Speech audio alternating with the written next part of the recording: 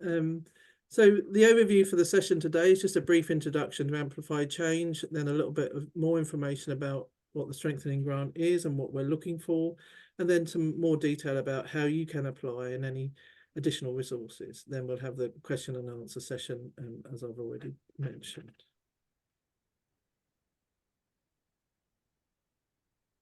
So the vision of Amplify Change, always a good place to start, and hopefully those of you who are some of you are enjoying our new visuals here as well, which we're just getting used to. We've changed some of the kind of brand alignment and things, so hopefully this will be an accessible presentation. And if anybody has any comments or questions on that, we're always really willing to and happy to get feedback on the new look.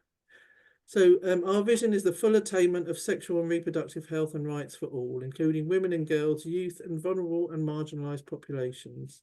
So we believe that this can only be achieved through building a stronger civil society with diverse organisations who are resilient and work together to form movements for change. I wanted just to start with the theory of change. Perhaps it's quite early on and it's a busy slide. But really, it's quite simple. Fundamentally, what we're looking at here is this element, grants for civil society, and that's a key component of what Amplify Change does. We also have a focus on organisational strengthening, both for applicants and grantees, and then this area of knowledge for advocacy, which is much more about sharing, learning, and sort of building solidarity amongst the movement. So what we're asking for organisations today is to think about their projects in terms of these areas of SRHR that are important, that we've considered to be important, and hopefully it covers everything. You can put any issue under these areas here. So eliminate all forms of gender-based violence, access to safe and legal abortion and post-abortion care for all, eliminating stigma discrimination on grounds of gender or sexual orientation, access to comprehensive sexuality education and information, as well as SRHR services for young people, access to SRH services that are rights-based and culturally appropriate and gender sensitive. So these are the areas these are the key areas that we believe need advocacy, need work in order to attain our overall vision. And we believe that there are 5 main ways that this can be achieved. These are very broad terms, starting with the stronger, more inclusive movements for SRHR, and then also some of these other ones, include increased individual awareness of SRHR as human rights, access to SRHR resources, information and services, transforming social norms, changes in and implementation of policies and laws. Those of you that have already started your application will be familiar with these outcome areas, since these form the basis of the indicators that we ask you to select in your monitoring and evaluation framework. So you're effectively charting your journey through this. For example, if you were choosing to do some work with on sexuality education, you might be thinking about building a stronger movement, but also transforming social norms and perhaps even some policy and law change. So those would be the areas that you're focusing on in order to achieve change. There's a lot more resources available on this as well on our website. So please have a look if you're still a bit confused. Okay, as I mentioned, we have these 5 priority areas, which I've already said on the theory of change. You can have one of these, you can be ticking many of these. That's absolutely fine. It's just a way of enabling us to monitor where we're seeing change and impact through the grant making. So just a moment or two to pause and think about the values of Amplify Change as we go into this funding round, and as are always there. We aim to be accessible and responsive. We aim to be supportive and flexible. We hope to be open and transparent, demand-led, results-focused, and independent from external political pressures. So again, your feedback is always very welcome, and please reach out if you have questions about an application. So just historically, as I mentioned, AmplifyChange has been in existence for 10 years. And we run a total of 56 funding rounds, having approved 1,228 grants and dispersed £110 million. So the majority of our grantee partners are located in Africa and South Asia, and you'll be able to see quite clearly which are the eligible countries for this funding round on the website. We are a challenge fund and we accept applications on a competitive basis through scheduled funding rounds. So we're unable to give additional funding outside of that. Just a little word of perhaps caution. Demand is very high. In the last 10 years, we've received over 9,000 applications and given a large number of grants. It's a lot. On average, we're giving grants at around about 10%. So 1 in 10 applications are successful. So it's important to give time to the application and to really make sure that you're getting your points clearly across.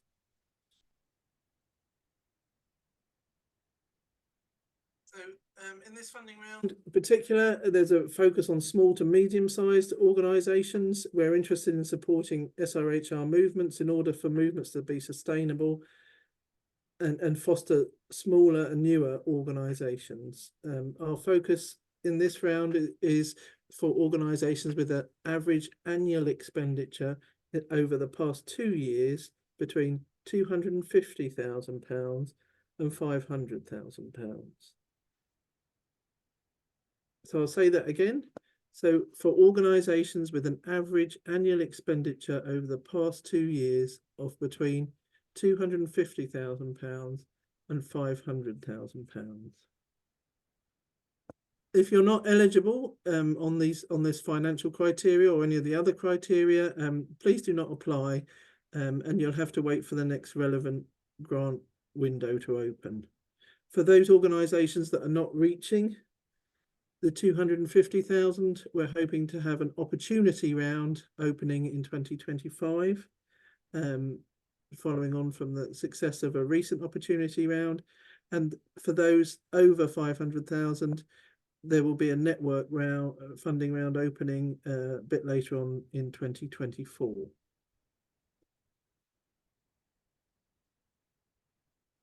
So what is a strengthening grant? There's a big clue in the title. We're aiming to strengthen organisations through this grant, and for those organisations to be a fundamental part of a movement that's growing and supporting SRHR for all. We're looking for projects that contribute to bringing about change in one or more of our priority themes, so make sure that that's clear and coming across strongly. We aim to be helping organisations to become stronger and more sustainable, and we're allowing for up to 40% of a strengthening grant to be used to support the costs of organisational development and boosting organisational effectiveness. There are some good resources through the application process that you'll be able to see, including a document called a handbook for organisational strengthening, and that's a very good way to think through how you might be able to use some of the funding in order to strengthen the organisation and really make sure that you're a strong and resilient organisation and able to apply for the funding that you need in order to be able to do the work and achieve the aims of your organisation. So we're looking obviously for civil society organisations from low and middle income countries only, and we don't accept applications from high income countries. Your organisation must be registered and implementing a project in one of AmplifyChange's eligible countries. So specifically, a strengthening grant should have a duration of between 24 and 36 months. So that's 2 to 3 years, and a project budget up to a maximum of £200,000. So that's the amount that you can apply for. The budget size should not go over £200,000. As I've mentioned already, the average annual expenditure over the past 2 years of the organisation should be between 250,000 and 500,000. And for this funding round, all applicants need to have a bank account. The sorts of activities that we're looking to support would be basically any advocacy activities across these 5 thematic areas, the outcome areas, policy and law change, transforming social norms, increasing awareness of SRHR as a human right, access to sexual reproductive health and rights resources, information and services, and movement building. Activities could include conference attendance, exchange visits, baseline studies, evidence gathering, networking, knowledge sharing, etc., etc. You know what's best for you. But we're looking to see change. And we're really interested in you at this stage thinking about where change happens and how this project will bring about change. So not just running a workshop and then walking away from that workshop without thinking about what the impact of that, what change is brought about by that workshop, apart from in the room, what happens when those workshop attendees walk away from that meeting room. So just a little bit of a word of caution, and this is based on a huge experience of reviewing applications. We've received many in the past that refer to sensitization or awareness raising or capacity building. And these are really vague terms. If you use these terms in an application, you really must back them up with context and plans. What do you mean by awareness raising? What are you hoping, whose awareness are you hoping to raise, and what is the awareness? And what will that mean for those individuals going forward in their lives? So please justify why you think these approaches are needed and likely to be effective. A second word of caution is that we cannot support service delivery projects. AmplifyChange exists to support advocacy, working towards long-term systemic change. In some contexts, it may be that there is a need for some small service delivery in order to gain entry and to talk about some of the more complex subject matter that is difficult, and that's something that could be considered, but it would need to be very strongly justified. So please reach out if you have a question around your specific case via the email to AmplifyChange, inquire@amplifychange.org. So what we're looking for, I've given you some hints already, but this is advocacy. We're keen to support good ideas with clear opportunities for impact and are happy to support you to be courageous. We're not looking to shy away from difficult environments, and really happy to see ideas that you believe will work. Please, in your applications, clearly state the specific context and why you're identifying an issue there and how you believe that could be solved. We can't, as I've mentioned, we can't support capital goods, for example, construction or cars or large pieces like that.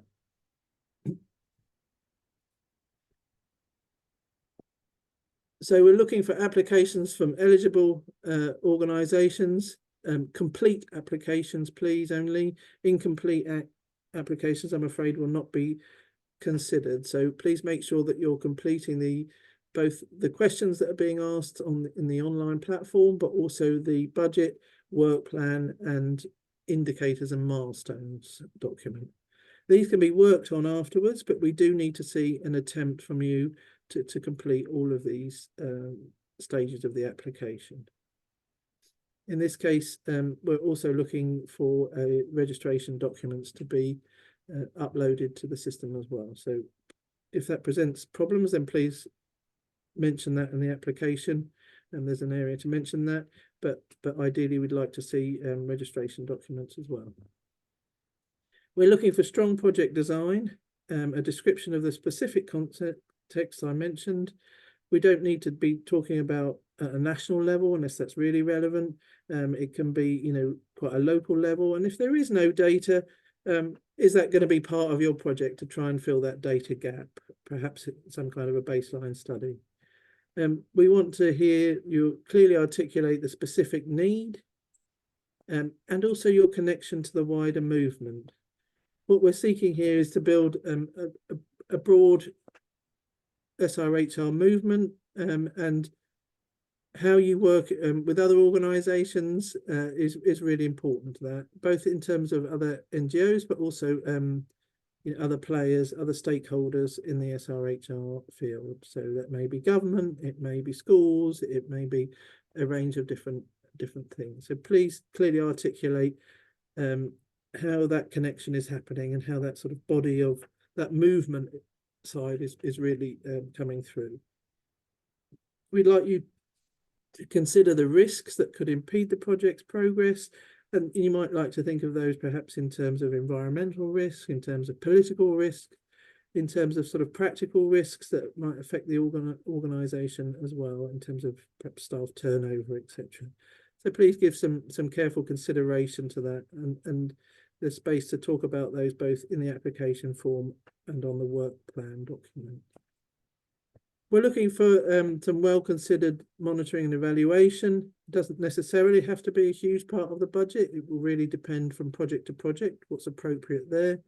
And again, we're happy to think this through with you later on as well, but we are looking for some kind of way of tracking change and monitoring progress of the project. As I've mentioned, organisational capacity, organisational strengthening to meet any gaps within the organisation. For example, it might be around governance, it might be around seeking to develop a strategic plan or a fundraising strategy. It could be, just the provision of things like laptops or office furniture that might be useful for you as an organisation. So please give consideration to that all these elements that would help you continue to exist as an organisation.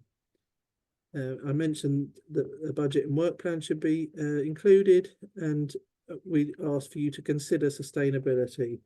Part of the reason why we are unable to fund service delivery is what happens when this project finishes to that service delivery. So always to think a little bit about, if you're providing, a little bit of service delivery in order to advocate for the government to take over that service, then that potentially could be a way to think about things.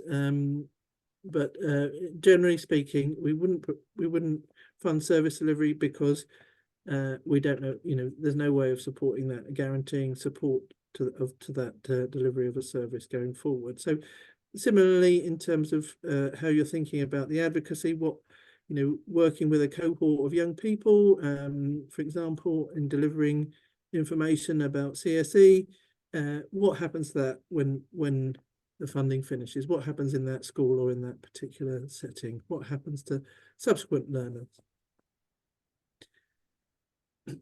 Is your time and efforts better spent in advocating for a government body to take forward that work?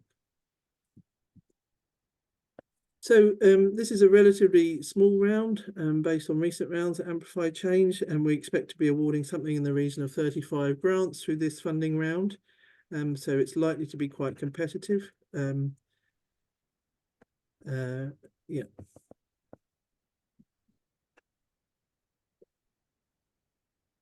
So the next part of the presentation is about the application process and how to apply online.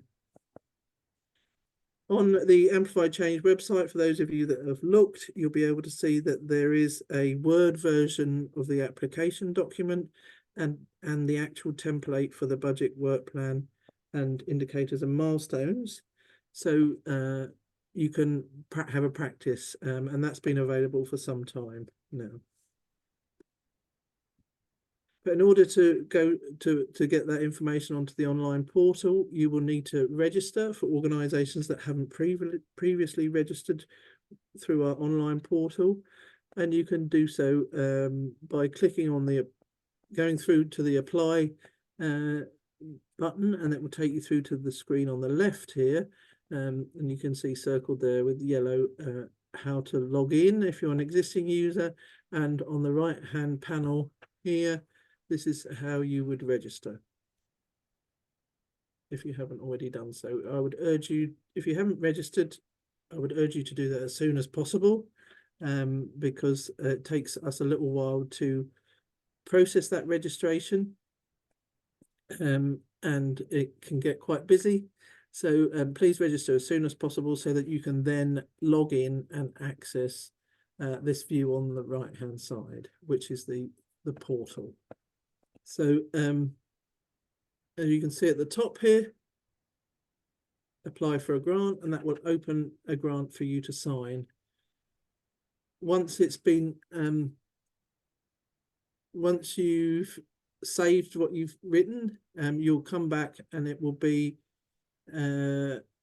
you'll find the application, the already in progress application down here under the application level. There's guidance as you move through. As you can see here, there's a little bit of information about AmplifyChange, some links to different places on our website. You find the inquire email address here, etc. So you should it should guide you through quite nicely.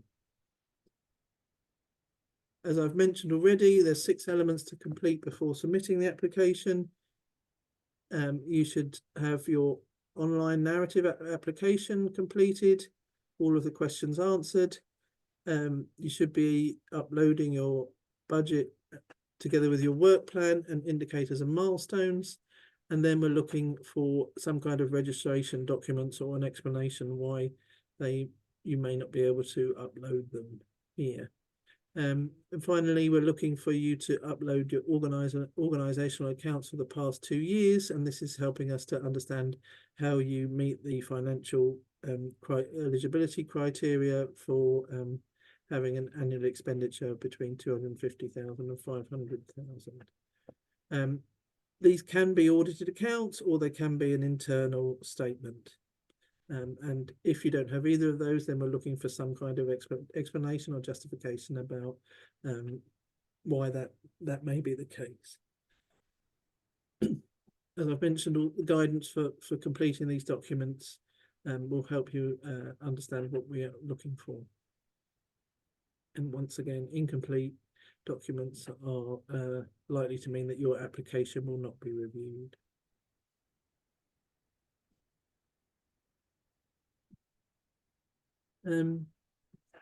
So once you've submitted your application, we're going to make decisions based on a 2-stage review process. One of that is a completely independent technical review panel, and we expect to finalize these reviews and be informing applicants by early June. So that's when you can expect to hear. We'll conduct, if you're successful at that point, we'll conduct a due diligence review, and you will be given guidance to support the organisation strengthen based on that due diligence review. If your application is unsuccessful, we will work with you to further, if your application is successful, we will work with you to further improve the budget, work plan and indicators as milestones as well.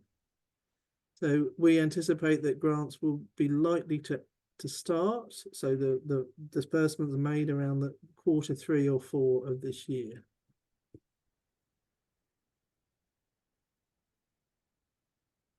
So I'm just going to put on the screen some additional resources that are available to help you in your application and thinking through your project. So you can look at specifically guidance around the application process. We also have quite a lot of information available to you on different aspects of project implementation, organizational strengthening, that are available on the AmplifyChange Learn website. And this is experiences of other grantees you can read about there. And then there's some frequently asked questions on our website. And as I mentioned as well, we have an email there which you can use if you have specific questions about your particular context and project. So just I'll just have a breather and come to the questions. And Geraldine's been diligently gathering up all of your questions, and will ask them to me for the purposes of the video, and I'll do my best to answer them, or we'll do our best to answer them between us. Thanks. Thank you, Lisa. There is a lot of questions, so I tried to make sure we can answer all of them. And if you have more, you can still put them in the Q&A section. So the first question that I have for you is, if startup organization will meet the strengthening grant requirement apply, but they have been largely operating based on self-funded project, is they okay to apply? Say that again, Geraldine. So this person is asking if it's a startup organization who wants to apply, they meet all the requirements for a strengthening grant, but they have been largely operating on a self-funded project rather than receiving donor funding. So can they still apply? So if their expenditure meets the financial eligibility requirements, then yes, they can apply. Doesn't matter really where the funds have come from, but it's really about that expenditure. Okay, thank you. The next question is about the workbook that we ask the applicant to complete. The workbook, especially the budget worksheet, seems to be locked. We are failing to add rows. Can you help us with that? I'll give that back to you, Geraldine. So you should be able to add rows, because we ask you to complete that, and that's part of the process to add rows. So I will double check that and come back to you on this one. And if there is an issue indeed, we didn't have this comment in the past, so we will double check. If there is an issue with the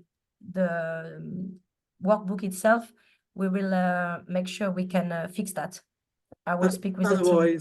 Otherwise, please, send that to the Inquire email and explain your problem, and we can perhaps look at that specific case. Yes, exactly. Thank you. Another question. Can organizations who are currently implementing opportunity grant round eligible to apply for this strengthening fund as well?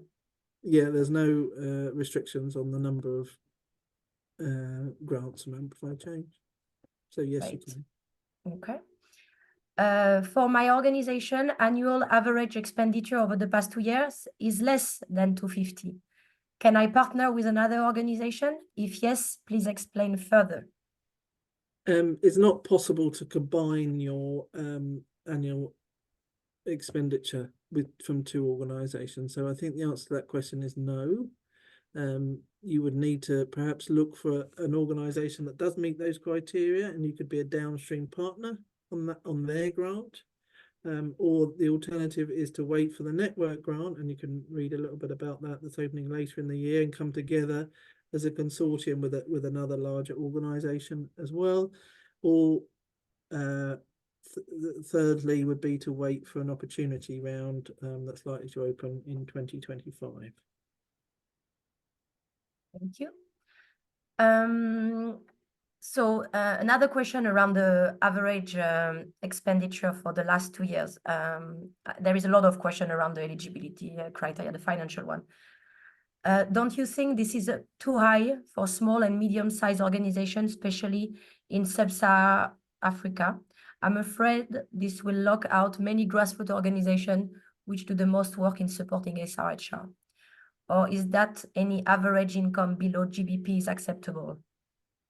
So the reason why we've set that level is because we've recently done an opportunity funding round, which was open to organizations that had no previous income. And that was really, we granted 127 grants very recently to organizations of that size. We felt that this funding round was we have a smaller amount of money available, so less grants. So we felt that it was better to focus on organisations that we're really trying to sort of move up a level, in a sense, that are perhaps move off the just being very, very project focused, and have an opportunity to get a little bit more funding, and strengthen those. That's kind of middle ground, if you like. If we only ever fund small organisations, then we're not seeing the progression through and getting those sort of stronger organisations able to access funding beyond Amplify Change, and reaching out to perhaps larger amounts of funding. So it's about funding the whole movement, not only funding the very small organisations. So I hope that's clear, and I'm sorry if that's, you know, a disappointment at this stage, but I think it's intentional, because this is a relatively small funding round. Yeah, and please bear with us, there will be other funding rounds coming through. Thank you, Liz. Can an organization that is registered but doesn't have a bank account apply to use another organization as a fiscal host?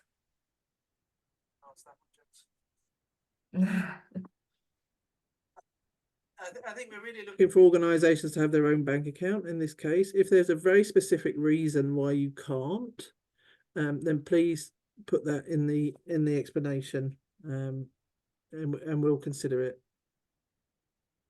Thank you. Yes.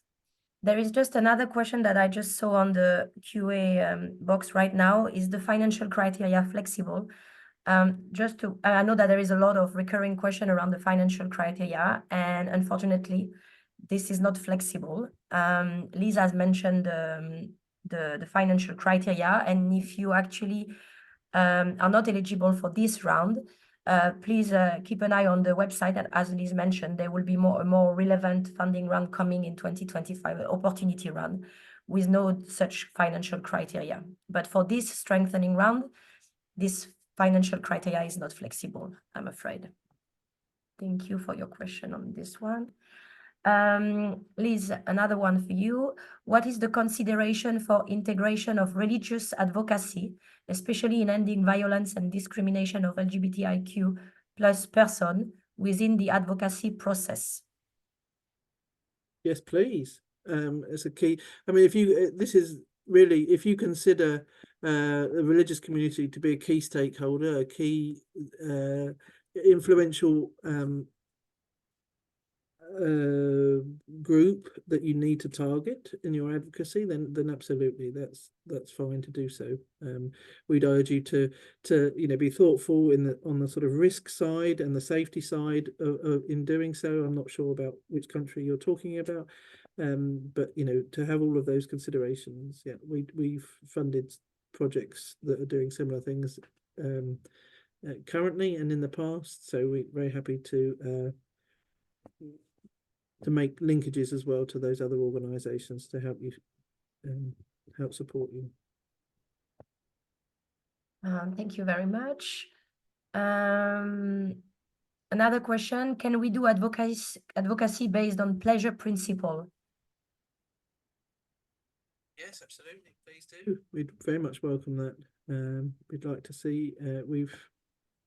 That certainly falls within our theory of change, most definitely.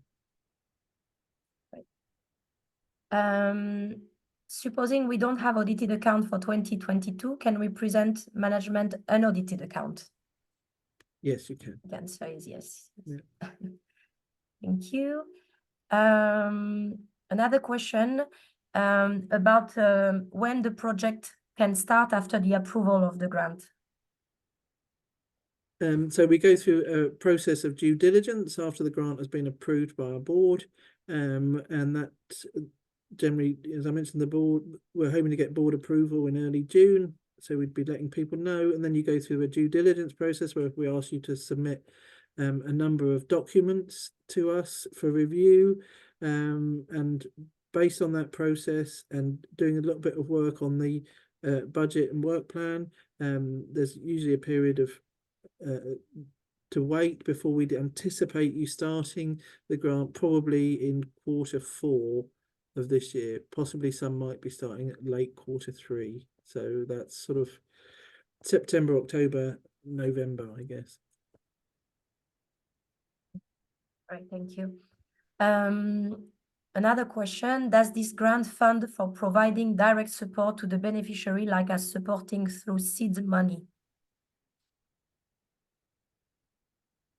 I'm afraid it doesn't really, unless they're doing in advocacy at an individual level. So if it's about income support, then not directly, no, we wouldn't support that. This is about advocating to to the government to support that kind of work going forward, or to support particular population groups, or include them in their budget. So you might be looking at doing something around local government budget monitoring or something, in order to advocate for that funding to come through in a more sustainable way. So it's about that sustainability issue. This grant would be for a maximum of 3 years, and then what happens to those people? We're much more interested in you seeking that kind of systemic change that would bring about long-lasting have a long-lasting impact for those people that are needing that support.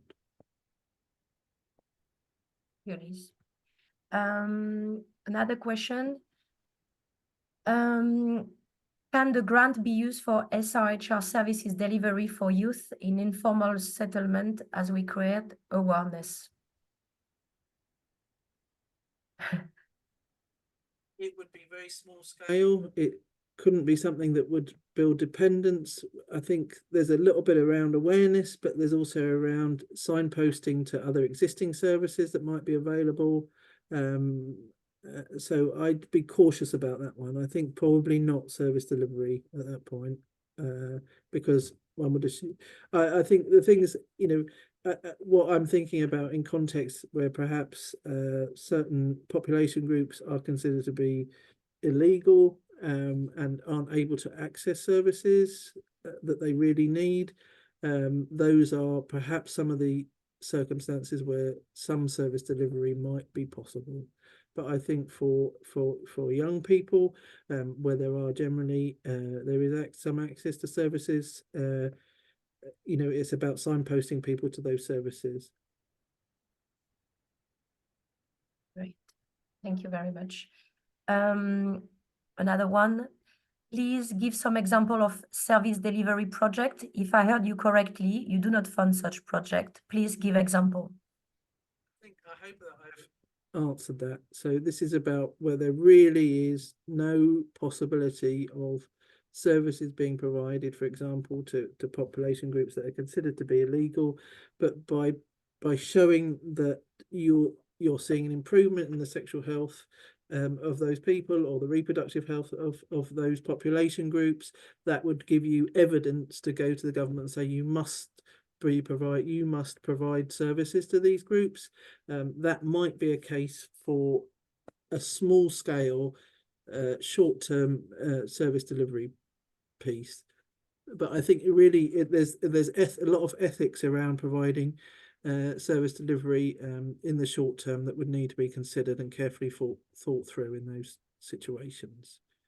So I think it can be quite unethical to be providing services if you're not able to sustain them, particularly, for example, around family planning. Thank you.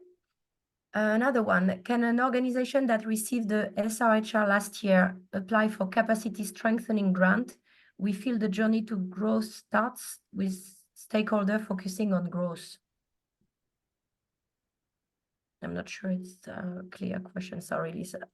So if you're an organization that is working on SRHR, you would like to implement a project, then up to 40% of your grant can be on organizational strengthening, and that's with a real hope that you'll be able to apply for funding from other donors, or so we're looking at growing the organization as well as implementing a project. Thank you. Another one, can a sub-regional organization apply for this call if we qualify but have only been registered in one of the sub-regional country? If yes, does it mean we need to select our country of residence among the country we shall work with?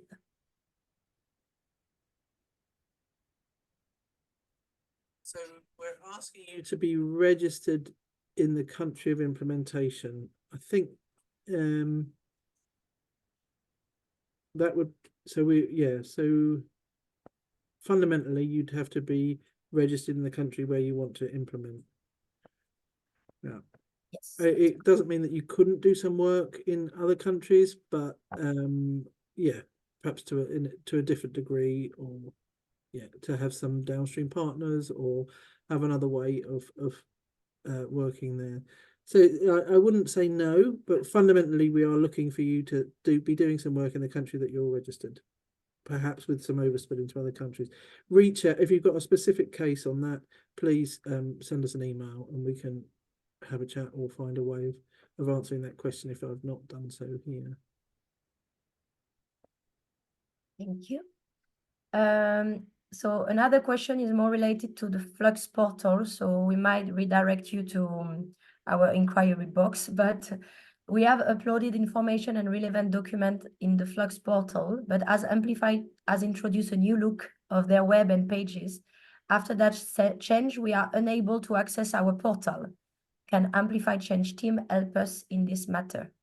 Thank you. So we've recently introduced a I forgot what we call it. What do we call it? I'm forgetting as well now. Factor verification. Yes. Authentical. So multi-factor authentication, which means that you, in order to access the portal now, you need to have a mobile phone and you need to have a code sent to your mobile phone that you would then input into the into Flux, into the grant portal. So there's been a lot of communication about that being sent out in recent weeks. Again, if you're having issues with that, please contact us via the inquiry email.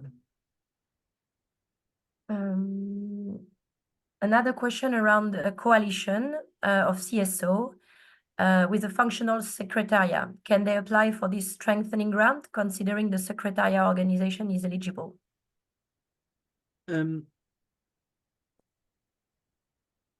So you can apply as a consortium if the consortium is registered, rather than just being a loose network of organisations. So a little bit would depend on the way that the registration is happening. It may and I would also urge you to look at the network grants as well. As I mentioned, that's opening around about June time, and that may be a better fit, but it really depends on the scale that you're working at. Thank you. Another question around registration on the portal again. I registered on the portal in December 2023, but up to now, I haven't received any email from your side. Could you please help? Please send an email to inquire@amplifychange.org.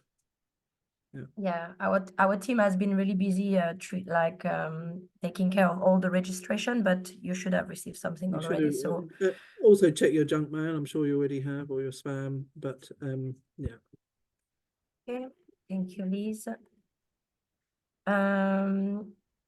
So we are previous strengthening grantee who do not meet the financial criteria for this round. Do we qualify considering we already have a relationship with AmplifyChange? No, that doesn't change the financial eligibility criteria for this round, I'm afraid. Please look out for other opportunities, and have a look at the network grant as well, and think about how you may be able to work together in a consortium or a network in order to take forward your advocacy ambitions. Yeah. Another question. Applications that reach the last final round and fail are not given reason for rejection. This causes confusion as to what happened and how they can be rectified going forward. Kindly consider that, especially for those that make it to the final round. The system shows application stages right up to board review stage.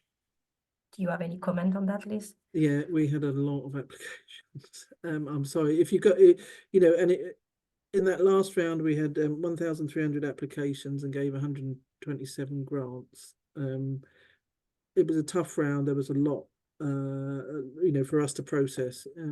So I'm sorry that we aren't able to give that level of feedback. but we'd need to check all of that feedback and you know, make sure that it was the right kind of feedback. It generally, I wouldn't be too disheartened by that, because oftentimes the rejection is not because the project isn't a good project, it's because we don't have enough money to fund. So we're having to make quite difficult decisions about who to fund and who not to fund. So I wouldn't necessarily say that, you know, you need to rewrite the whole project.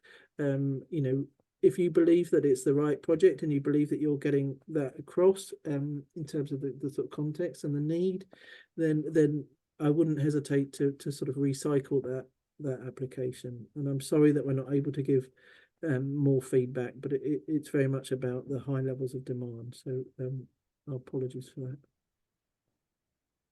Thank you, Liz. We have started the application, saved and closed. When going back the next day to continue the application, it takes us to a fresh application. Please help us. So that's about when you look on that portal, don't go back to don't go back to apply for a grant. You need to go back to the level that says applications and go into, I think it's pending. I'm pretty sure it's pending or to be edited. So don't keep constantly opening a new application. Once you've gone to apply for a grant, you've got an application open, then you need to look further down the column, the left-hand column, and look for the section called applications, and that will tell you what applications you have pending, which ones need to be edited, what's been submitted, what's not been submitted or declined. So you will have a whole history of your applications there on Flux. So go down to the section called applications once you've already opened one. Hopefully that makes sense. Thank you, Liz. Another question, can you fund networks through this round? Yeah, and there's not a problem with doing so. That's absolutely fine. It's really about yeah, how you operate as a network, how you're registered, etc. But again, if you've got specific questions, please reach out to the inquire inbox. Another question around INGO. Do INGO qualify to apply in this round at all? No, they don't. AmplifyChange doesn't fund INGOs.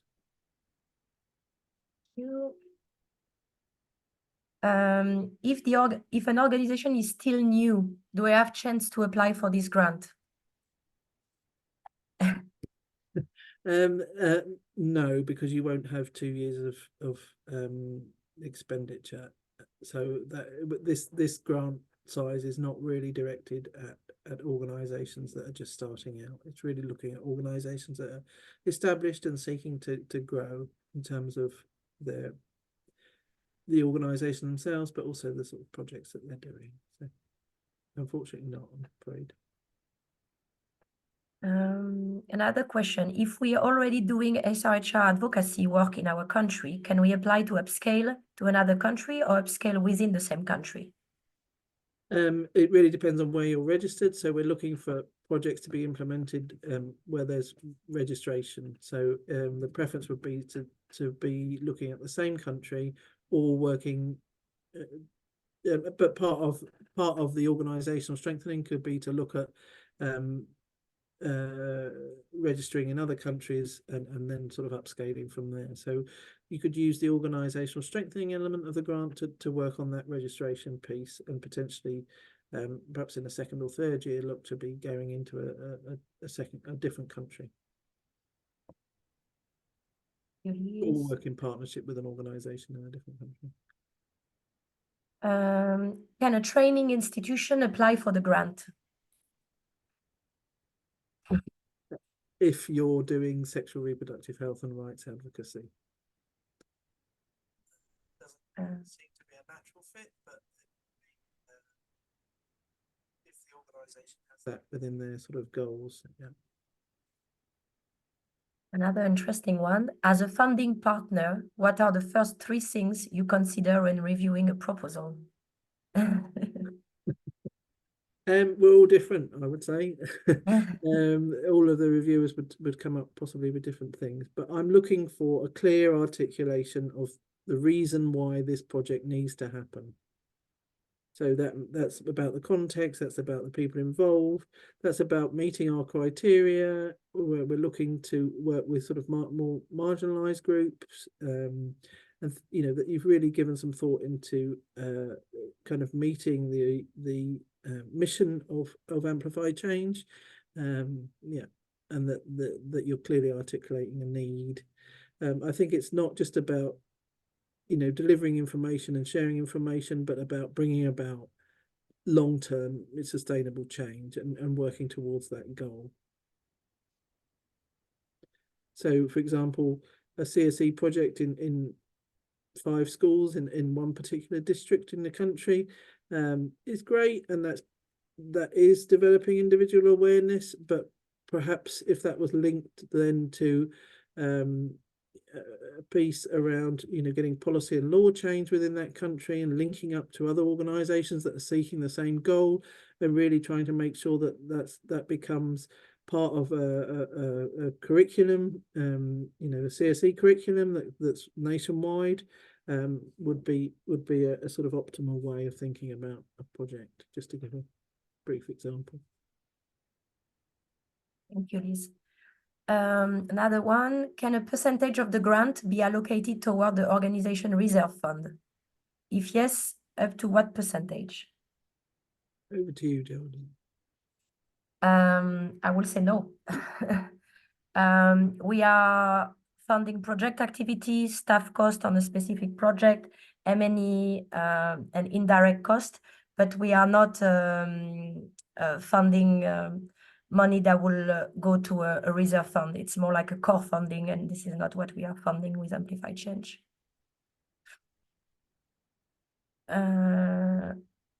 Okay, sorry, I'm answering and reviewing the question at the same time. We provide support to 2 provinces. Does the grant allow one to work in multiple communities? Yes.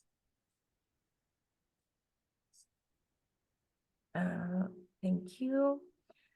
It's the right thing to do. A question, in volatile ecosystem like ours, service provision is shadowed under policy work. Can the funding support enabling environment? You say you don't support such a thing. And we might need a bit more information. So advocacy is difficult, but service delivery is okay.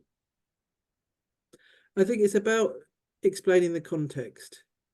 If it's, as I mentioned, the only way to have a conversation about gender-based violence is to or to have a conversation about abortion is to go through a menstrual health way, then perhaps providing a few pads or a few condoms or whatever it is a way to have those conversations as an entry point into those sort of slightly more difficult subject matters, then that's fine.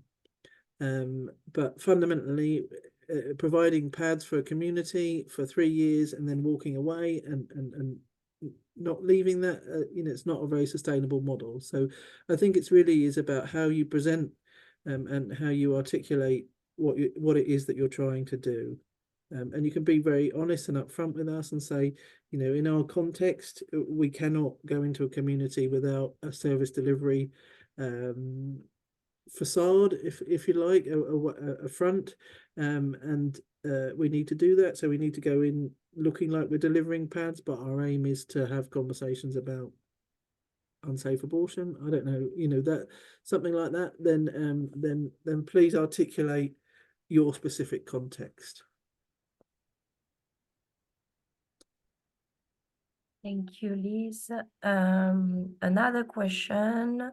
Can a grassroots organization that applied last time and didn't go through reapply for the strengthening grant? If you meet the criteria, yes, you can. Thank you.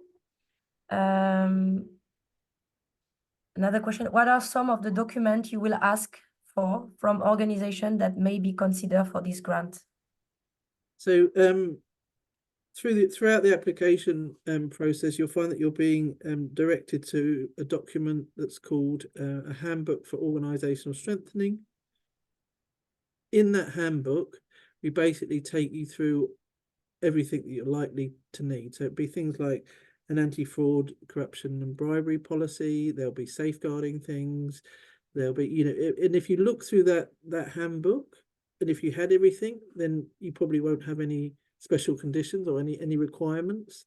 But we will work with you in that kind of what we call the pre-contracting phase to make sure that everything is there, and there's an opportunity to readjust the budget if there are going to be costs incurred by developing some of these policies.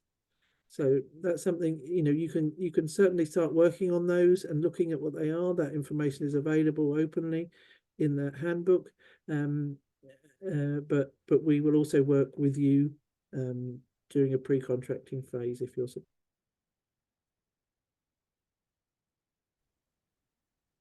Thank you, Liz. Another one, can a women's rights-based organization with the required financial eligibility criteria apply? Please do. If SRHR, if you have a good sexual reproductive health and rights advocacy project, we'd love to hear from you. Another question, is there a word limit in the grant application form? I think where there are word limits, it's mentioned. I can't remember what they are off the top of my head, but there are different sections. So we've tried to be generous and allow you to say what you need to say. It's yeah. Thank you. Another one, my organization tried accessing the portal, but my country phone code wasn't reflected. So we had to use the code of another country to get a code from AmplifyChange to access the portal. Would that affect our chance of being successful? As long as you're one of the eligible countries. If you can follow up with an email about the specifics of that one to the inquirer, then we can hopefully prevent that from happening again. So again, it's enquire, ENQUIRE at AmplifyChange.com. Yeah, I think this one is more a question around the multi-factor authentication issue. So yes, please send an email. Yeah, please send an email about that, because if there are countries that we're not, that's no, we should be. If you're an eligible country, then that shouldn't be an issue. So be grateful for your feedback. Another one, can an institution submit more than one application? Two for one institution, another one with another institution. Sure, yeah, you can. So you can submit multiple applications, but it'd be unlikely that you would get multiple grants. So I think, you know, it's always a question of thinking through where your time is best spent and your energy is best spent for this process. But yeah, certainly in partnership with other organisations, that's not a problem at all either.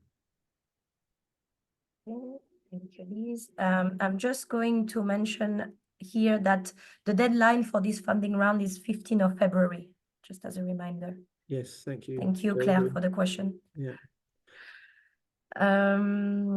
Yeah, so 15th of February will be the cutoff. Please don't leave it till the last minute. I should have said that in the presentation. There's always a big rush at the last minute, and you know, it can put a lot of pressure on the system. So, you know, really recommend not leaving it till the last minute. I know that can be hard, but yeah. Okay, I think, let me just double check, but I think I have answered. I think, yes, I think we don't have any other question that have not been answered. If there are questions that have not been answered, please put them again on the Q&A. I'm sorry if I missed some. It was quite a lot, so try my best, but I think we covered everything. Yeah. Well, thanks everyone for asking your questions. Hopefully we've answered everything, and I'm sorry if some of the answers aren't always what you hope for, but you know, we're here, we're not going away. We're still fundraising so that we have more money to be able to give out in grants. And you know, your feedback is tremendously important to us as we help to shape future funding rounds. So it's wonderful to have this frank discussion with you. Any more there, Geraldine? Anything coming through? Let me just double check again. Yes, there is more. Can you provide more detail on specific criteria and priorities the AmplifyChange is currently emphasizing for funding projects in our sector? That comes from you. We're not dictating that. We fund advocacy for sexual reproductive health and rights. So it's about what's the right thing for you. We're not looking for specific things in this funding round at all. So it's you explaining to us why something is needed in your context. We're not driving the agenda, you are. Thank you. Would you also fund a partnership with government as an implementing partner? No. Basically, we don't fund government entities. As a partner in terms of getting the project off the ground and working and running, then great. Yes, as a advocacy target, absolutely. But I think in terms of, for example, paying salaries for somebody in the government, no. Thank you. What does your funding cover? Please give the breakdown of line items you are happy to fund. You tell us what you want to fund. We're not setting the agenda. You're setting the agenda. You tell us what you want to do, what you think will work, what you believe will work, and why you believe it will work in your context. We funded all sorts of things in the past. So we're not going to be restricted. We're limited, we're flexible, we're looking for ideas from you. So please don't, please think broadly about what you feel, what will work, what will bring about change in the area that you want to bring about change. So yeah, don't be restricted by what you think we want to see. We want to see what works. And if you can tell us that will work, then that's fantastic. Thank you. Another question again around service delivery. Sorry, I might have missed something. Please elaborate on you not funding service delivery.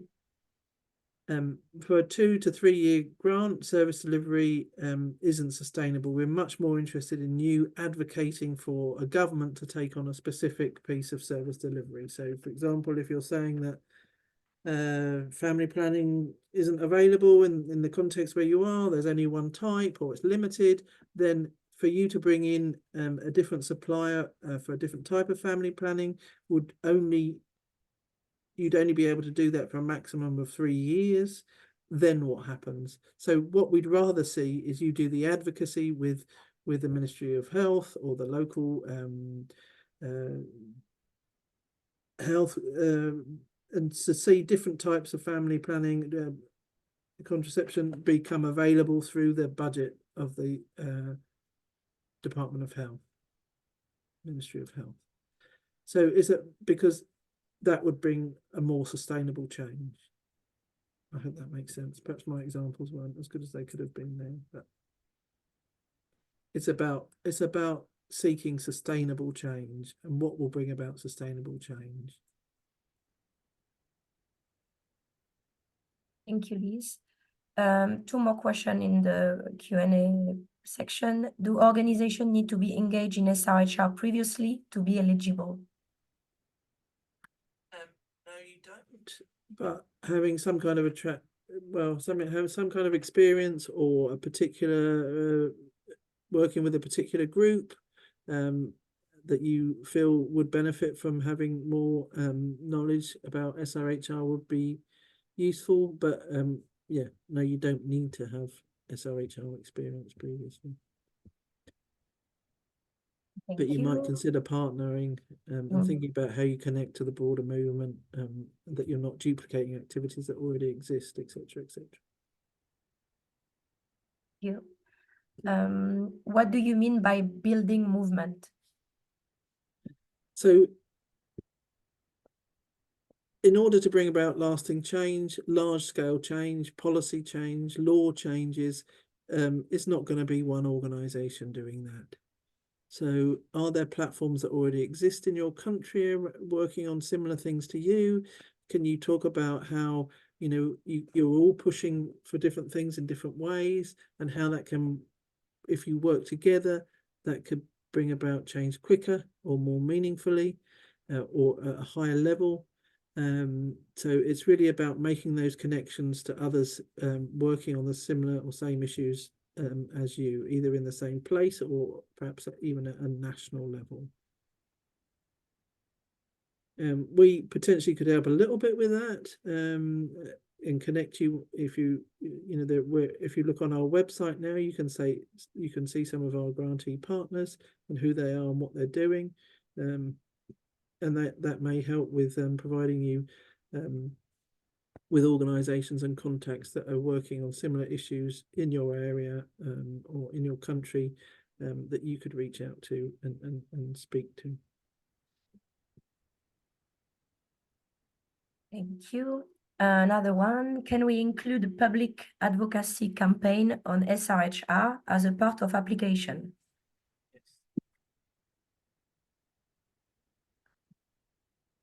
Okay, and that was the last question. So no more. Don't know if anybody wants to put another question in the Q&A section, please do.